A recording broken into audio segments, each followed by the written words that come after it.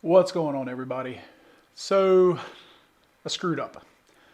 Uh, this is the newest Lionel Atlantic in the Wabash paint scheme. And I was very excited about getting this in and went to run it around the layout and found a pretty big flaw. Let me show you what I'm talking about.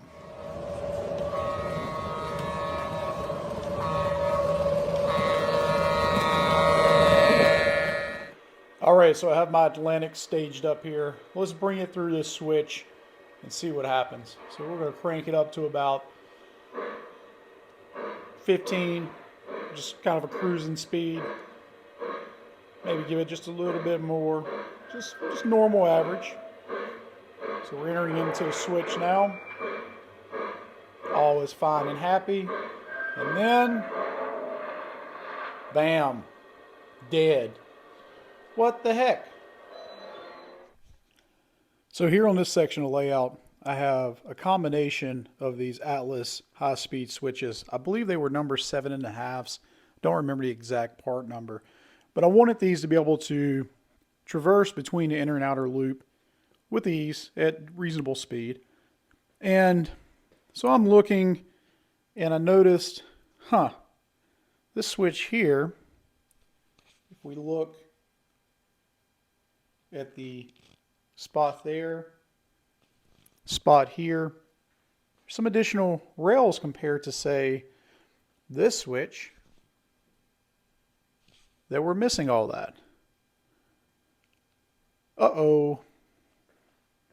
So apparently Atlas made a revision of these switches that I did not realize a couple of years ago when I started buying these in order to build this layout.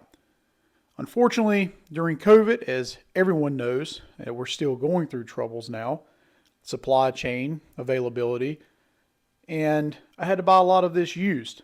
And with that, never really paid much of attention, didn't really think about it. Apparently, I got a few mixed pieces. So, what do I do now? Unfortunately, tearing up these switches and pulling up ballast is really not something that I'm looking forward to doing, nor do I really want to do. I put some time now in this last few weeks and taking care of all this. And I've ran quite a few engines on this. The majority was the larger locomotives, such as my beautiful Southern Pacific 412-2 back here, and never had any issues.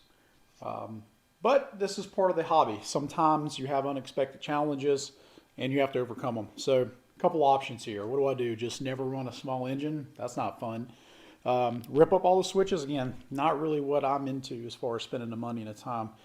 Sometimes you got to get ingenuitive. So I thought about it for a little bit last night, and it just kind of had this eureka moment of,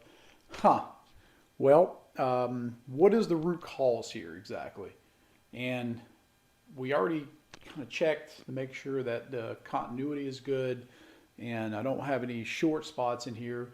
So let's dig a little deeper and see what actually is the problem. So as I already said, I double checked. I have 18 volts checking the inner rail to the outer rails all through these switches. I also made sure that I had continuity between the outer rail sections because, as you can see, there's splits at various locations of the rails. Obviously, these rails for the center power are not connected. All that's good. So I'm losing power somehow. Well, obviously, with the differences we saw, I have a pretty large gap between these center rails that aren't connected. So the first thing I looked at was, what do we have in between here as far as that gap? And looking here, I got about 4 inches. So let's go take a look under the locomotive. So looking under the locomotive, the power unit, of course, I only have 2 pickup rollers on this particular one. Ignore this blue wire. Obviously, this is kind of leading to what I did to fix it. But if I take a look here, I have only roughly about 2¼ inches between these 2 rollers. Ding, ding, ding. Found our culprit. Unfortunately, with this smaller locomotive, as you can see, this is the only 2 pickup rollers this has. we have 2¼ inches. Our gap is much larger than that. What's that mean? No power. So what to do?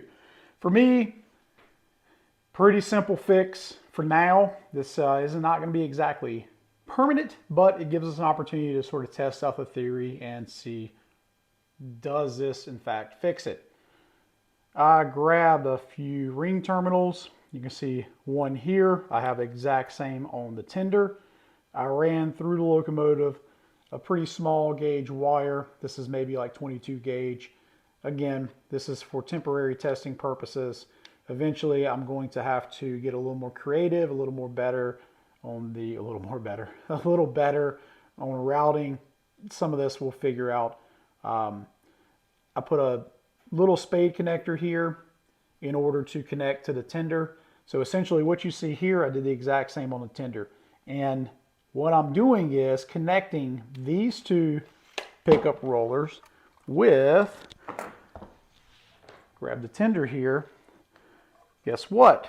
The two pickup rollers on the tender.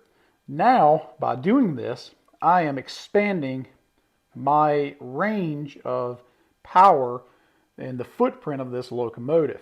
So instead of having just the 2½ inches, if I measure about 3 3/4, that gives us 5 inches, not counting the spread of this locomotive, which is well over now about 14 to 15 inches.